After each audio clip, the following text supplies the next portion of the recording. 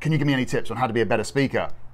Now, we had about 10 minutes, and in 10 minutes, I can't teach somebody how to be a public speaker. So I gave him a few tips. But what it got me thinking about was, if I had to teach somebody how to be a better public speaker in just a couple of minutes, in like an elevator ride, what advice would I give them? And it came down to these three things. These are three things. So three things that I have noticed in every speaker who is good who's working the circuit, everybody who is a good communicator, who like in a TED talk. And these are things that I apply to every presentation that I do, every show that I do, and every bit of communication. So it's three things. First one is confidence. You've got to show that confidence. Now think about the way that you're using your voice and the way that you're using your body. The fastest way to lose trust is through showing a lack of confidence.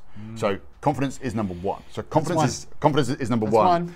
The second thing, and I'm going to use the word that I use. I'm going to give you a couple of other options here, but that's energy.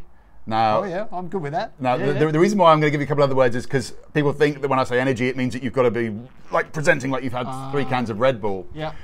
So think about enthusiasm or passion. So let's take some TED speakers, for example.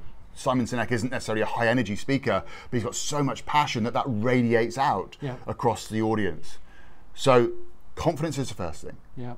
Then energy, enthusiasm, or passion is the second thing. And the third thing, and this is the one that gets everybody every single time, because I say it and then they go, oh, what do you mean?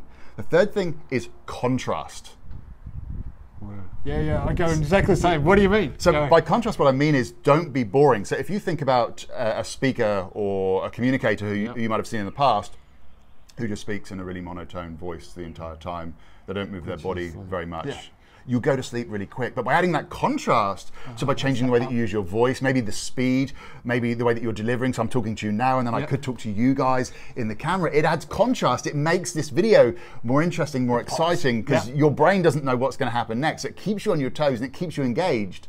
So contrast is the third thing. So those three things again are confidence, the way that you use your body and your voice, your energy, enthusiasm, your passion, and that comes out just in the way that you deliver that information. And then the third and the final thing is that contrast, mixing things up, making things different as you're delivering your content.